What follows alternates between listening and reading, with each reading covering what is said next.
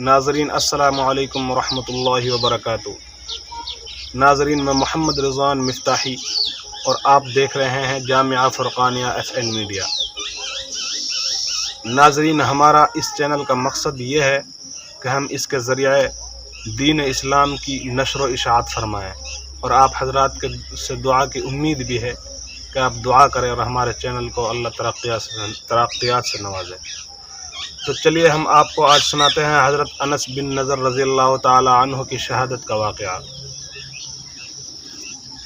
ناظرین حضرت انس بن نضر رضی اللہ تعالی عنہ ایک صحابی رسول تھے، اور وہ جنگ بدر میں شریک نہیں ہو سکے تھے، تو ان کو جنگ بدر میں شریک نہ ہونے کا بہت افسوس تھا کہ اسلام کی ایک عظیم الشان، سب سے پہلی عظیم الشان جنگ تھی اور وہ اس میں شریک نہیں ہو سکے، بہت افسوس تھا۔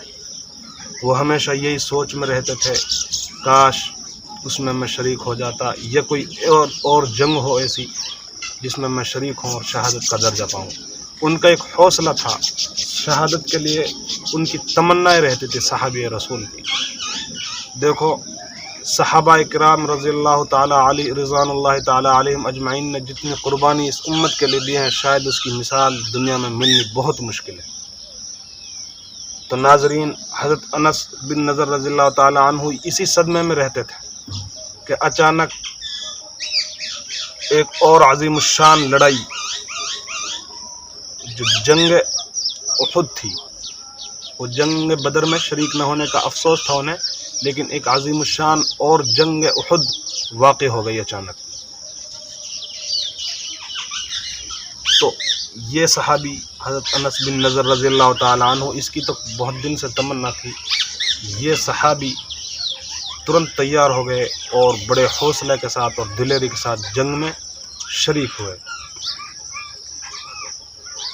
تو جنگ احد میں جب یہ شریک ہوئے تو جنگ احد میں اولاً تو مسلمانوں کو فتح حاصل ہوئی، اور تمام صحابی یہ سمجھنے لگے کہ ہمیں فتح ہو گئی، لیکن اس جنگ میں ایک موڑ اور آیا۔ ایک پہاڑی تھی، اللہ کے نبی صلی اللہ علیہ وسلم نے فوجیوں کا کچھ دستہ اس پہاڑی پر کھڑا کر دیا کہ آپ جب تک کہ میں حکم نہ دوں آپ یہاں سے نہیں ٹہلے گا، آپ یہاں سے کہیں نہ جائیے گا جب تک کہ میں حکم نہ کر دوں۔ اچھا جی، تو تمام صحابہ کرام رضوان اللہ تعالی علیہم اجمعین نے جب کافروں کو بھگا دیا وہاں سے، جنگ مال غنیمت لوٹنے میں مصروف ہو گئے، تو یہ جو صحابیوں کا دستہ تھا اس جنگ میں اس پہاڑی پر، تو انہوں نے سوچا کہ اب تو فتح ہو گئی، اب تو ہم جیت گئے، جنگ جیت گئے، اب وہ حکم ہمارے لیے ختم ہو چکا۔ وہ حکم صرف جنگ تک تھا، لیکن جو اللہ کے نبی صلی اللہ علیہ وسلم نے حکم دیا تھا وہ صرف جنگ تک تھا، جب تک کہ جنگ ختم نہ ہو جائے۔ تو یہ صحابی یہ سوچ کر وہاں سے اس پہاڑی سے اتر گئے اور مال غنیمت کے لوٹنے میں اور کافروں کے پیچھا کرنے میں مصروف ہو گئے۔ تو اللہ کو منظور یہی تھا۔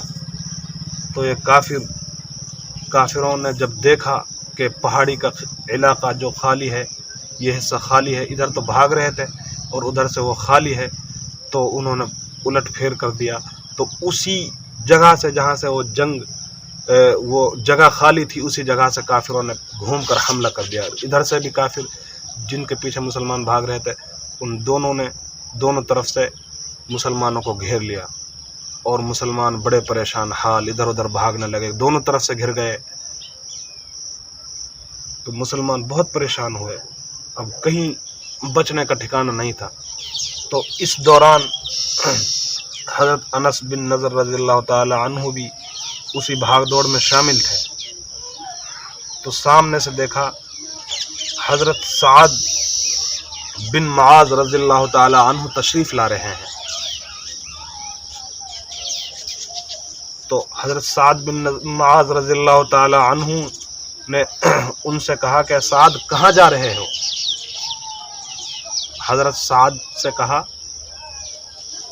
حضرت انس بن نضر رضی اللہ تعالی عنہ نے کہ سعد کہاں جا رہے ہو؟ خدا کی قسم احد کے پہاڑ سے جنت کی خوشبو آ رہی ہے، آپ کہاں جا رہے ہو؟ یہ جملہ کہہ کر حضرت انس بن نضر رضی اللہ تعالی عنہ کافروں کے ہجوم میں گھس گئے۔ کیا حوصلہ تھا، آپ اندازہ بھی نہیں لگا سکتے کیا حوصلہ تھا۔ آج ہم اپنے آپ کو دیکھ لیں، 10 آدمیوں کے سامنے، صرف 10 آدمیوں کے سامنے ہماری روح کانپ جاتی ہے۔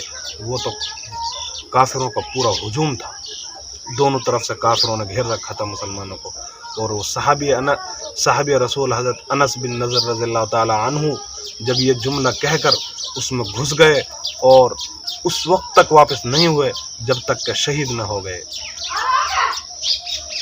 حضرت انس بن نضر رضی اللہ تعالی عنہ کی بہن، انہوں نے حضرت انس رضی اللہ تعالی عنہ کو جب دیکھا تو پورے بدن پر 80 سے زیادہ تلوار اور تیروں کے نشان تھے۔ آپ اندازہ لگاؤ، آپ حضرت انس رضی اللہ تعالی عنہ کی بہن آپ کو پہچان بھی نہیں پائی اور انگلیوں کے پوروں سے پہچانا۔ تو یہ حوصلہ تھا ان صحابیوں کا۔ اللہ تعالی ہمیں بھی ان صحابیوں کے نقش قدم پر چلنے کی توفیق عطا فرمائے۔ امید ہے آپ حضرات کو یہ ویڈیو پسند آئی ہوگی۔ آپ حضرات سے درخواست ہے کہ اگر آپ حضرات کو یہ ویڈیو پسند آئی ہو تو ہمارے اس چینل کو لائک کریں اور سبسکرائب ضرور کریں، بیل آئیکن دبانا نہ بھولیں۔ وآخر دعوانا الحمدللہ رب العالمین۔ السلام علیکم۔